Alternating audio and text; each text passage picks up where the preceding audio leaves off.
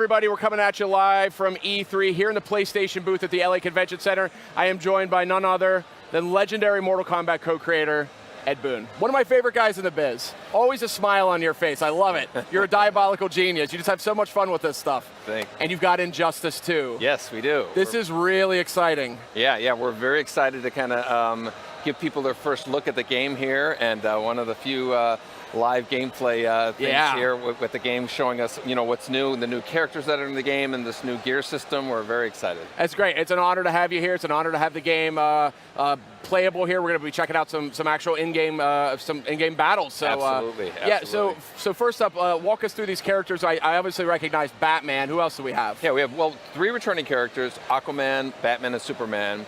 And 2 or 3 characters new to the Injustice universe: Atrocitus, who's like a Red Lantern, Gorilla Grodd, one of Flash's villains, and Supergirl. Who is very much in the forefront of things lately. Yeah, so, she is. Yeah. So we have that and three environments and a good demonstration of our gear system. So it's a lot of cool new stuff to show you. Awesome, and I'm sure we'll be seeing this. Man, Atrocitus looks really cool.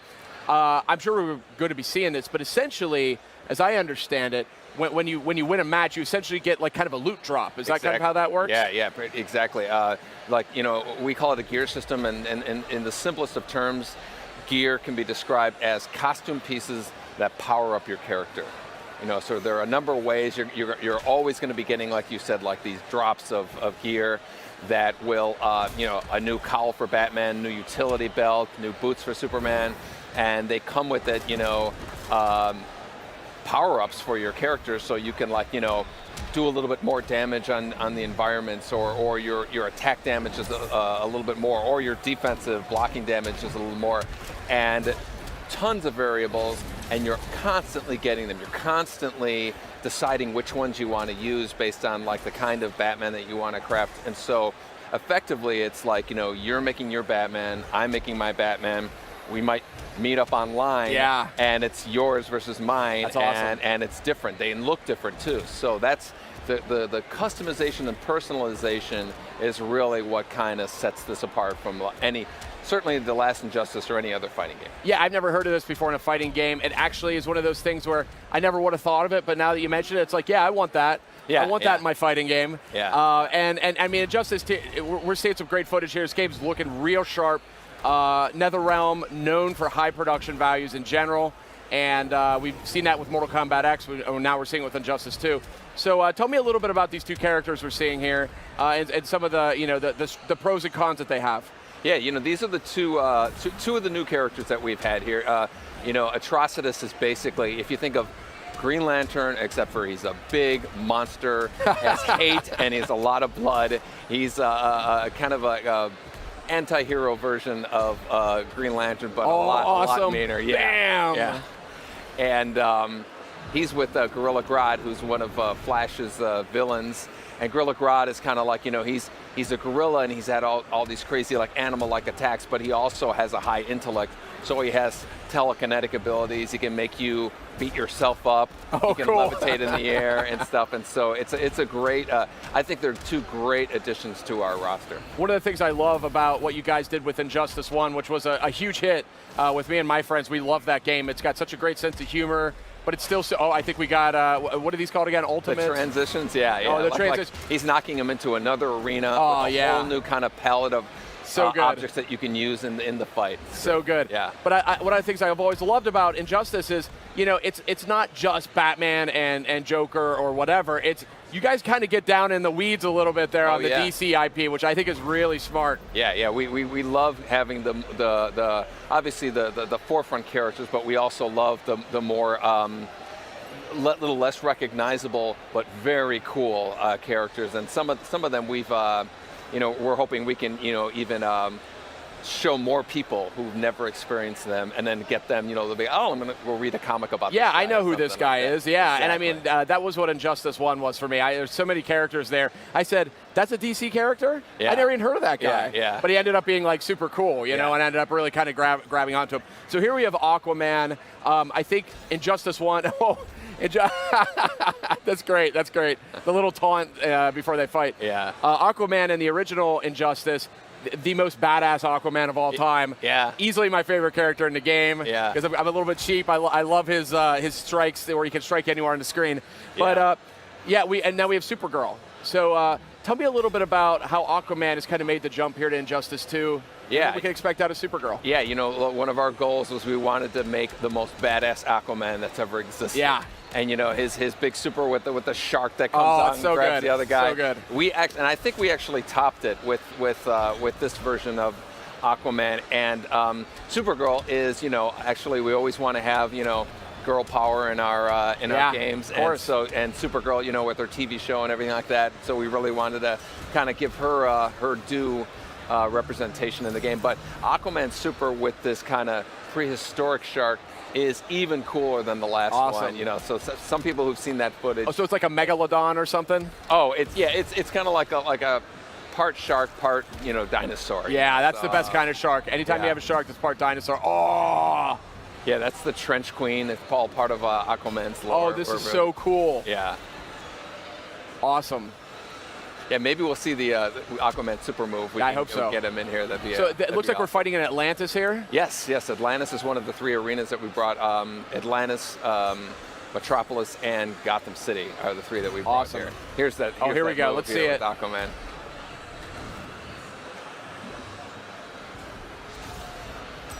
Bam. Oh, now I see the dinosaur. That's crazy. So good, so good. So you guys, what are these moves called again? I forget. They're called. The super moves are like the grand moves. over the top moves. That's when you have your bar full, right, and you use it all. Oh, here we go. Supergirl actually flies her opponent around the sun. Oh, nice. That's awesome.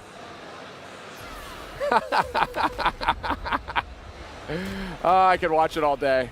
That's great. Yeah.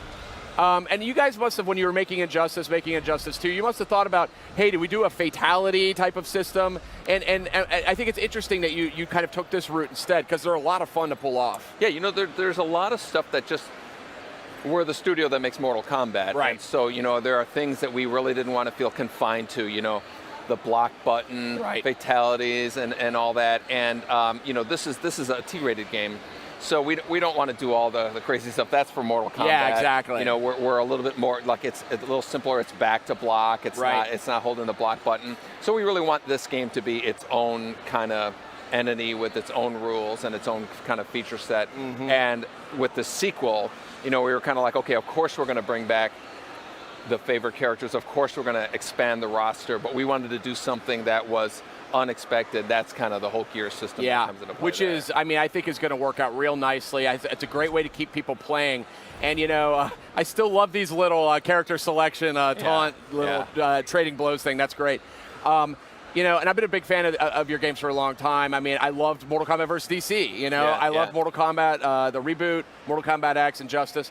And one of the things that's been so fun to see you guys do is to kind of move more and more towards this kind of narrative system, which is, I think, so powerful and such an important, maybe even underappreciated innovation in fighting games, because you know, hey, not everyone could be a tournament great fighter, right? Exactly. I want to sit down maybe and have just like a cool story that I could beat my way through. Exactly. You know, any game with a roster of characters, you know, Mortal Kombat, one of the things that's always stood out was it had a roster of characters and they had a relationship with each other, and there was a story. And so we started presenting it with the cinematic, you know, method where the player participates in the fighting.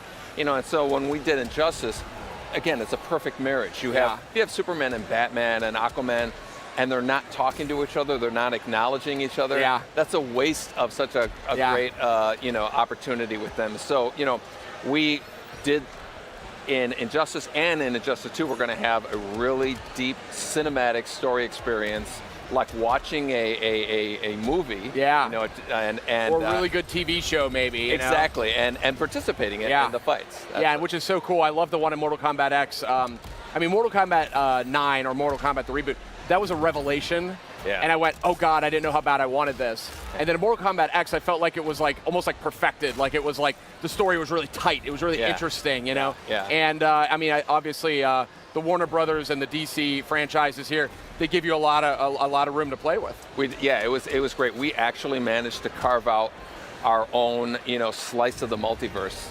and say, okay, in our world, this is our version. Yeah, exactly. That's in our great. world, Superman is a tyrant. That's and awesome. These bad things happen to him, and you know, and we have our story arc going. You know, when we the last game, Batman put Superman in prison. Yeah. And you know, we're going to continue that storyline and find out what happens after that. It's been fun to create all that stuff. So where is Superman these days? What's he up to? Well, when we last left him off, he was in prison, and as you might guess, since he's in the game, you know, he may get out. So I wonder if he could get out of that prison. right, you know, in some capacity. But yeah, that's part of, I guess, what we're going to be revealing in the next few months is like the details of the story and how cool that's going to be mixed in. That's awesome, and I'm kind of transfixed here watching Batman do his thing with Supergirl here. Now, Batman, obviously, you know, one of the most iconic of all superheroes, and one of my favorite characters, frankly, in the last game. Oh, I like the shadowing effect that's on the wall there. That's really cool. Yeah, the lighting's really dramatic in this arena. And I mean, that's one of the nice things here, too. When you made Injustice, one of the best-looking games on last gen. Absolutely. You guys must have squeezed every pixel out of PS3. Yeah. And so now you guys are on a whole new hardware baseline. You guys can really turn on the graphics. Exactly. Yeah. We've this is a new graphics engine for us, and you know we have a lot of nuances and details that we weren't able to do before, and you know our facial animations, you know, much more detail. You know, characters come out just like in Mortal Kombat X. Yeah. They talk to each other, and they reveal, you know, part of their history. So a lot of times, two people will say something to each other that's, you know, related to, you know, Flashpoint story or Killing Joke or something like that. I love that. And people love those little nuggets of nods to previous stories. Yeah. Yeah. Now, one of the things that's so great about Mortal Kombat, and then especially Mortal Kombat X, you guys have been so good about supporting these games post-launch with really cool characters. So just kind of want to pick your brain. Do you think a similar strategy is going to apply to Injustice too? Absolutely. You know, and actually, it's been a progression. If you look back to Mortal Kombat 2011, we had 4 DLC characters that we released. Injustice had 6 DLC characters that reached out. Mortal Kombat X had 8 characters, so you can see where we're going as far as our, you know, we really want the games to be supported not only with DLC characters, but with, you know, in tournaments and prize pools and all that stuff like that. So that's been a great part of making it too. It's super important, and Ed, you guys, once again, you're doing fine work here as always, so really glad to have you by. PlayStation Livecast here as we're sitting down seeing all the best and brightest at E3, Injustice 2 clearly among that group. So thanks again for coming by. It wouldn't be an E3 for our company without coming to visit you guys. I appreciate that, and I'm going to be talking more soon with you, I think. We're going to see a little more Injustice, but next, let's check in on Nier Automata down on the PlayStation Underground.